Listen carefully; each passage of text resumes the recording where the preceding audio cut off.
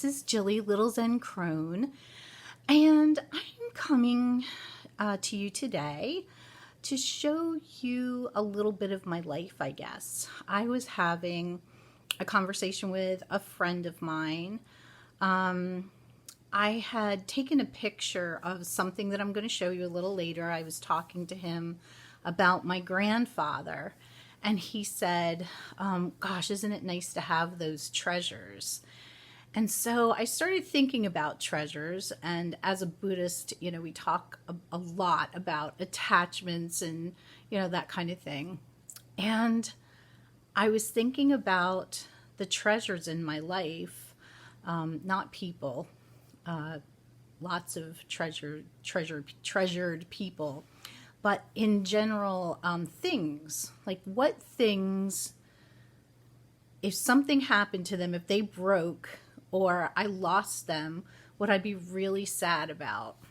And I have a few things that I want to show you. Most of them are things from my family. So these would be my mom, my grandparents, people who have gone, are not in this world now.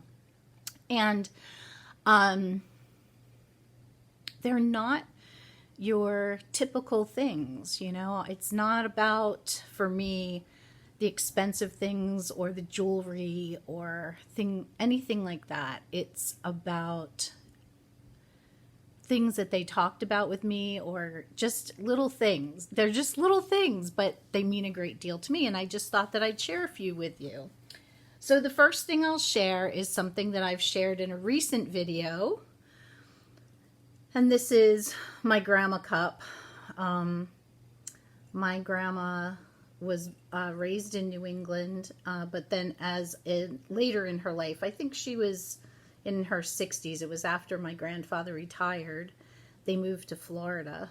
And I can remember going to her house, and she had a coffee mug collection that hung on hooks in her kitchen. And this was one of her favorite mugs. There were two. I think my sister has the other one. And I can remember her and my grandfather sitting outside with their mugs of coffee, drinking. As a matter of fact, I want to show you a picture of them, and I'm wondering if they have those cups with them in that picture. Oh my gosh, would that not be crazy? No, they don't. But anyway, when I talk about my grandparents who lived in Florida, this is who I'm talking about. This was my mother's mother, my mother's dad, Bob and Ethel. He called her Et. And she was definitely my heart. As I said before, my mom died when I was 20, and so I was blessed to have her until I was 50, she was a great woman. But anyway, so I drink out of this cup almost every day, and if not, then it hangs behind me. You might be able to see a couple of cups hanging back there. So I look at it every day. And then, behind me, you can see the clock. And my grandfather, who you just saw the picture of, he used to make clocks. That clock is stopped, and I need new works for it. And it's one of those things that goes on a list, and then I forget about it. So Mr. Honey and I need to go out and find the works for that clock. But that's a clock that I treasure.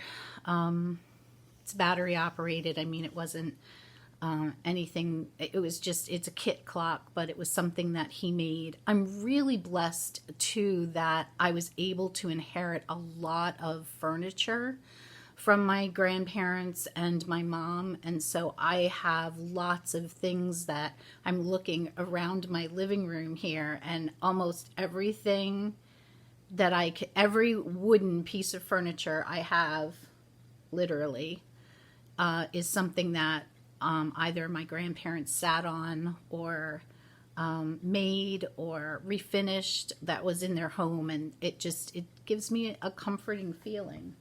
All right, so on to the next set of grandparents. Oh, what's in here? Oh, for Pete's sake. Okay, so here's something about Mr. Honey. If I have anything with an open part, like this, you know, any kind of dish or anything around, he feels compelled to put things in it. I keep looking the wrong way. You're over here. He keeps looking, he keeps putting things in them. So I find odd things in odd places. Anyway, this is a little, I think they're called a rose vase. You put, what was at her house was there were dried flowers in here. And this sat on a piano that my grandmother, no, my great-grandmother had won. She won this piano. She created a jingle for, I want to say, baking powder. And she won a piano, and this always was on top of the piano along with some other things, tchotchkes and pictures and all that kind of thing. So there was that. And then this, whoops, from that grandfather, this would be my father's parents. I hope you can see that. Can you see? I hope you can see that. Okay, anyway, this is a box that my grandfather was a merchant marine, and he brought this box back from Egypt. Oh, see, look. See, I told you, there's something in everything. I think it's a penny. And, you know, it's a wooden box. Very simple, but this, he left the Merchant Marine somewhere between 1930 and 1932. Because my father was born in 1932 and he came home before my father was born. So I know that this is, you know, well, and because it was my grandfather's too, it's very old. Actually, the table in my bedroom that I use as my altar was an old, it's an oak chest.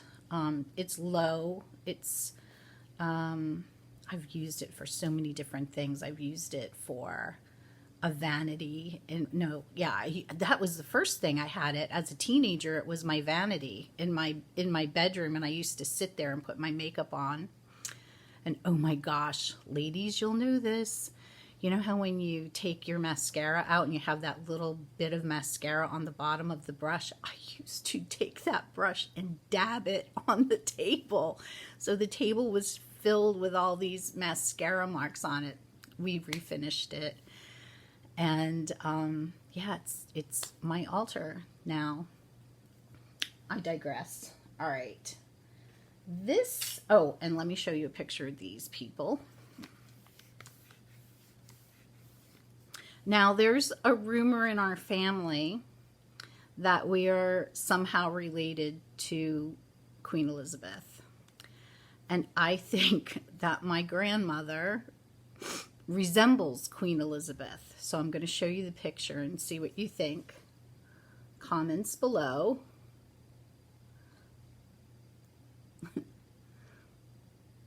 My grandmother and grandfather, oh, they were funny. She repeated things 3 times. If it was, you know, she said something was very good, it was a very, very, very good. My grandma. All right. This is one of my favorite books. I love the author of this book. I've mentioned this author before as well, but also because this is really the only thing I have left from my mother that she gave to me as a gift. And the inscription is, "To Jill on your 14th birthday, with much love from Mom." And that would have been December 7th, 1972. So, and this is the book, The Prophet, which was kind of all the rage when I was in junior high school. And I just love Khalil Gibran, and I love this book. I read it often. This is a book that if I have pretty strong reading glasses, I can still read, so I'm happy for that. And yeah, this is something that's very near and dear to my heart. This is a bowl that my daughter, who is now 35, made when she was, I don't know, third grade, maybe fourth grade. And I just love it. This bowl has been, it's holds guest soaps in our bathroom. Right now it's on Mr. Honey's bureau for him to put things in. Yeah, I love this. I love it. And I also have a piece of her artwork hanging on my wall too, on our wall. And then last but not least, oh my gosh, where did it go? Oh, here it is this itty bitty teeny tiny little elephant. This is the tiniest elephant I have. Guess what I call it? And Mr. Honey brought this for me. I can't remember where he was. He doesn't travel for work often. I think he went to